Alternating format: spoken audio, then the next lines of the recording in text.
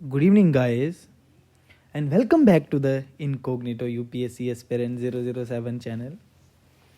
So today we're going to take the topic of digital text under section economy of the August month magazine. So why this topic in news?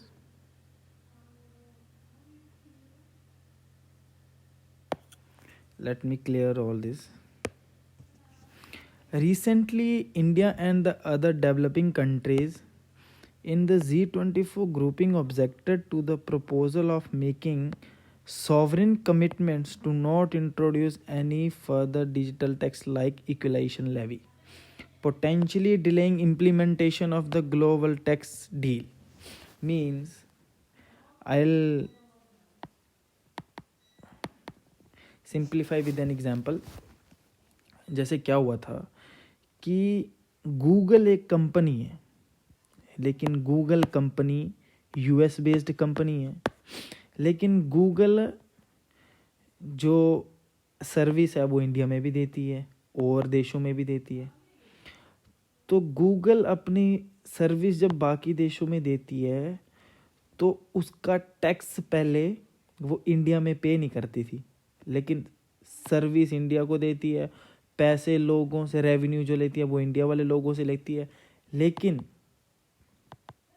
जो tax था ना revenue पे वो India पे नहीं करती थी.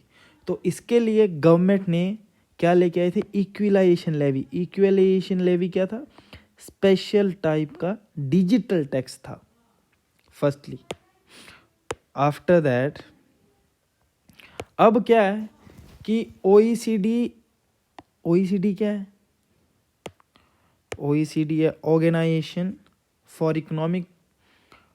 OECD is Organization for Economic Cooperation and Development. तो इस OECD में 24 कंट्रीज़ हैं जिन्होंने एक प्रपोजल साइन किया है, प्रपोजल रखा है कि हम अभी के बाद कोई भी इंडिविजुअल कंट्री अपना टैक्स नहीं लगाएगी जैसे इंडिया ने लगाया इक्विलाइजेशन लेवी. हम सब मिलके एक टैक्स लेके आएंगे सभी 24 कंट्रीज़ के लिए, 24 डेमोक्रेसीज के लिए, जिससे कि कोई भी किसी भी देश को टैक्स अवॉइडेंस या टैक्स इवेजन के हाथ से ना झेलने पड़े. तो इसके लिए ये प्लान है. सॉरी, G24 है, लेकिन उसमें 137 कंट्रीज़ है इंक्लूडिंग इंडिया भी है. तो उसमें उन्होंने एक 2 पिलर्ड प्लान लेके आए हैं OECD वाले. अब ये 2 पिलर्ड प्लान क्या है? 2 पिलर्ड प्लान मैं आपको पहले एक्सप्लेन करता हूँ. कहाँ से इंसर्ट करना है ये 2 पिलर्ड प्लान क्या है OECD का? OECD का 2 पिलर्ड प्लान.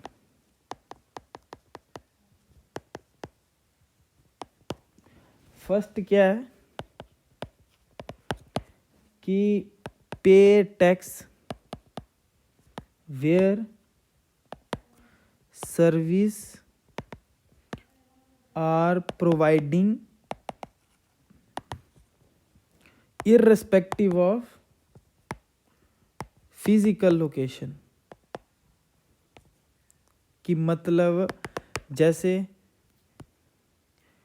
आप इंडिया में सर्विस दे रहे हो तो इंडिया में टैक्स को पे करो, ना कि यूएसए में आप टैक्स को पे करो. और दूसरा क्या है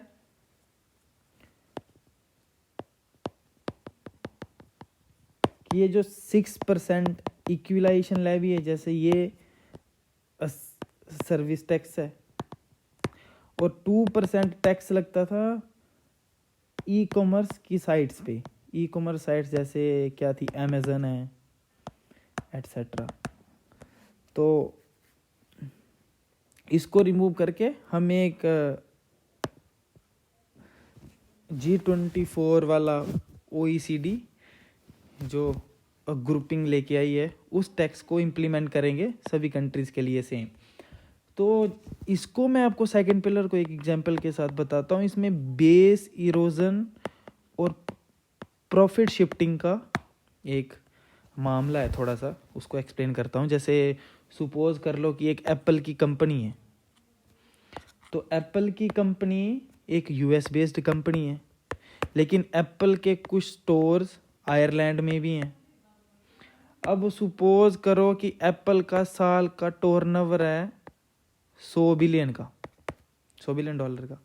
अब एप्पल क्या करेगा कि एप्पल बताएगा कि मैंने अपना $90 बिलियन का सामान आयरलैंड में बनाया और $10 बिलियन का सामान यूएसए में बनाया। अब जो 90 आयरलैंड में क्या है, कितने परसेंट टैक्स रेट्स हैं? 3%। यूएसए में कितने हैं? 15%। अब आयरलैंड में 3%, सॉरी आयरलैंड में 5% है और यूएसए में 3% है। हाँ,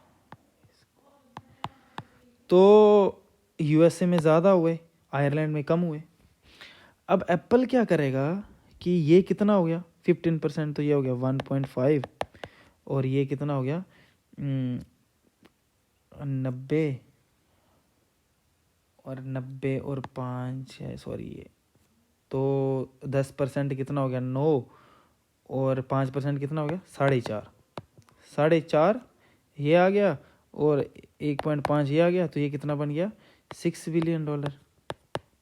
मतलब इतना इनको टैक्स पे करना पड़ेगा। और अगर सपोज ये कंपनी फुली यूएसए में करती तो ये कितना टैक्स पे करती? $100 बिलियन पे कितना टैक्स पे करती? 15% के हिसाब से $15 बिलियन। और एक्चुअल में इन्होंने कितना पे किया? इतना। तो ये जो बचाया ना, इसको क्या बोलते हैं? Base erosion profit shifting. मतलब यूएसए से इन्होंने बेस इरोड कर दिया आयरलैंड में और प्रॉफिट कहाँ अर्न किया? यूएसए में। तो मतलब इसको क्या बोलेंगे? Base erosion profit shifting. ये एक ओईसीडी के 2 पिलर्स हैं। तो ओईसीडी के जो 2 पिलर्स हैं उसमें ये बोलता है कि जो टैक्स है, यहाँ आप सर्विस प्रोवाइड कर रहे हो वहाँ टैक्स पे करो, पहला पिलर। दूसरा पिलर ये बोलता है कि ये जो बड़ी बड़ी एमएनसीज है ना, मल्टीनेशनल कंपनीज, इनको बीईपीएस से रोको और जो भी एक्चुअल अमाउंट है टैक्स का मिनिमम, जैसे ग्लोबल मिनिमम टैक्स रेट कितने हैं? 15% है, तो ये 15% मिनिमम पे करो। समझ आया? तो ये जैसे ओईसीडी का 2 पिलर प्लान। फर्स्ट पिलर क्या है? Reallocation of the tax apply to about 100 big MNCs with the global turnover about 20 billion euros and profitability above 10%.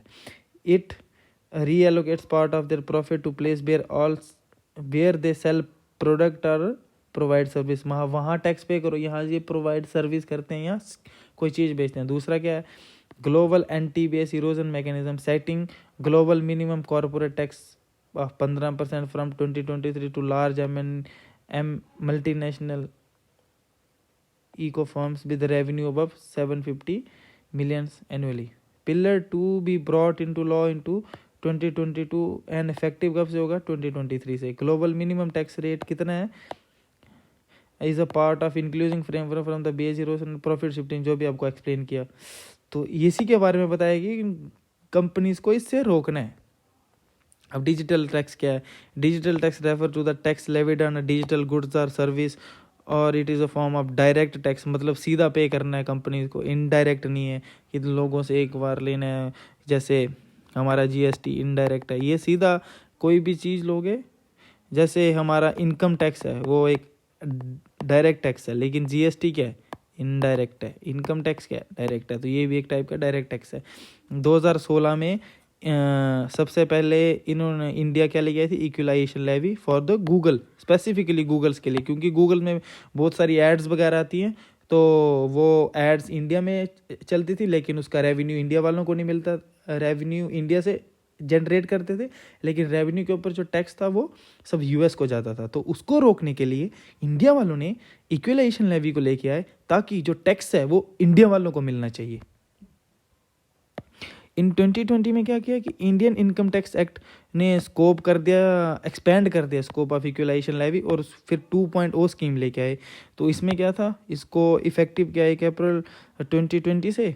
तो प्रिवेंट डिजिटल सर्विस टैक्स और इक्विलाइजेशन लेवी ऑन तो इसमें पहले सिर्फ जो एड्स वगैरह चलती थी ना उस पर ही था, लेकिन 2.0 लेके आए, उसमें उन्होंने ई कॉमर्स वाली कंपनी जैसे अमेजन, वॉलमार्ट, ऑन फ्लिपकार्ट, इस पे भी टैक्स लगाना स्टार्ट कर दिया। 2% इस पे और 6% equalisation levy on the digital services. Digital service tax is aim to ensure that non resident digital service provider pay their fair share of tax on the revenue generated in the Indian digital market. मतलब अगर तुम revenue Indian की market से generate कर रहे हो तो tax भी वहीं पे करो। रैशनल क्या है कि ये जो पुराने लॉज हैं, ऑब्सोलीट लॉज हैं, मतलब जो अप टू डेटेड लॉज नहीं है, उसको अपडेट करो। तो इसके लिए ये डिजिटल टैक्स लेके आए थे।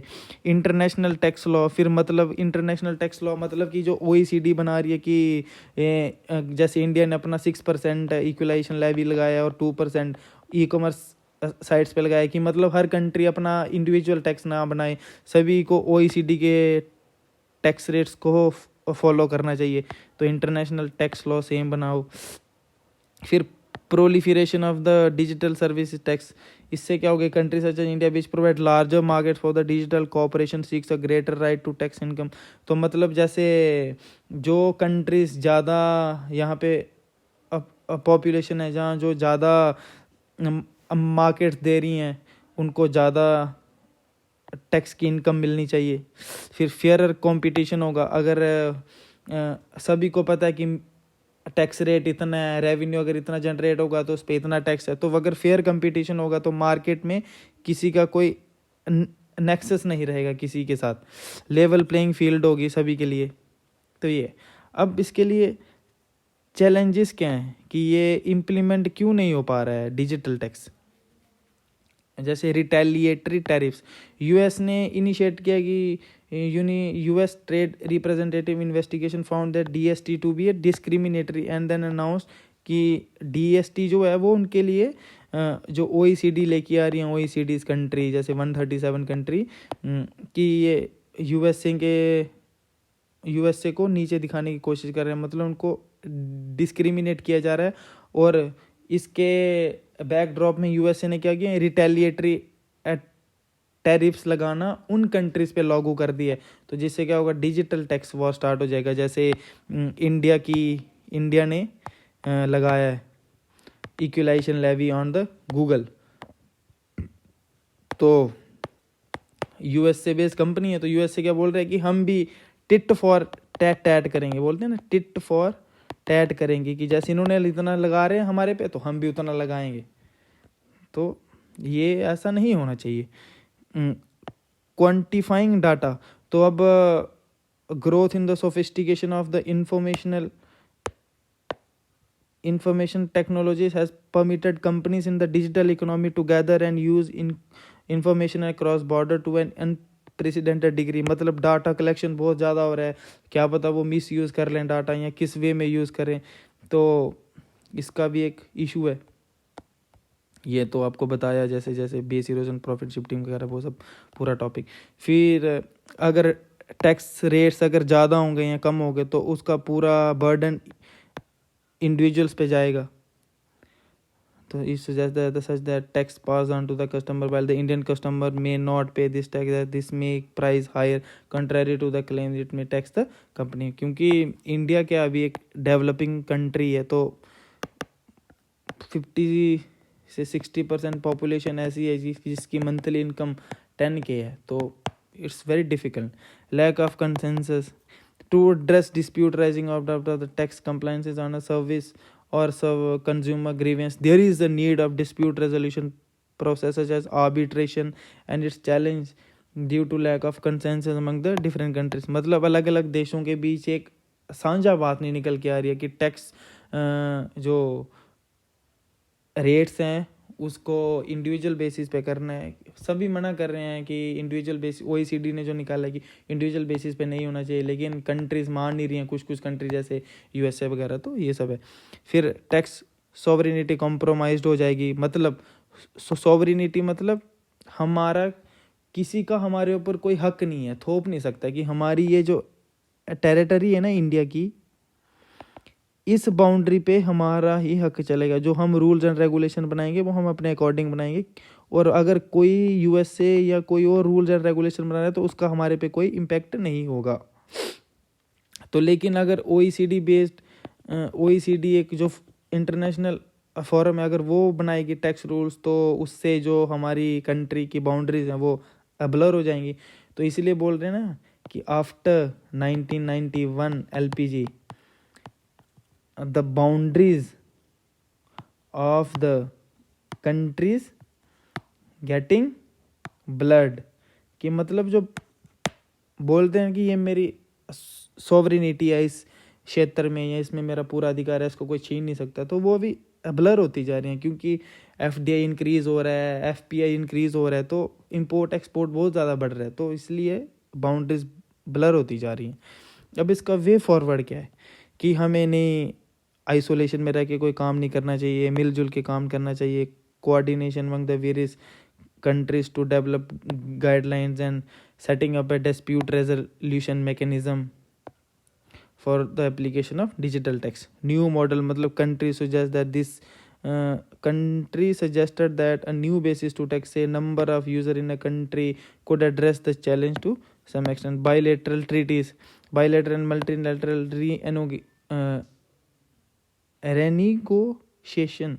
negotiations of the tax treaties superseding domestic laws are required to address issue of double taxation। मतलब डबल टैक्सेशन के इशू को रिजॉल्व करने के लिए हमें बातचीत करनी चाहिए देशों से कि हम अभी इस टैक्स को नहीं लगाएंगे। जैसे इंडिया जो है वो इक्वलाइजेशन लेवी के लिए मना कर रही है, क्योंकि उनको जो इंडिया चाह रही है कि हम इक्वलाइजेशन लेवी ही इम्पोज करेंगे, क्योंकि जो हमारा फर्स्ट पिलर है उसमें OECD बोल रही है कि हम एक फ़िक्स रेट लगाएंगे सभी 137 कंट्रीज़ को, लेकिन इंडिया बोल रही है कि हमें इस रेट जो आप लगाने वाले हो रेट, इस रेट से हमें जो रेवेन्यू जनरेशन है वो कम होने वाला है।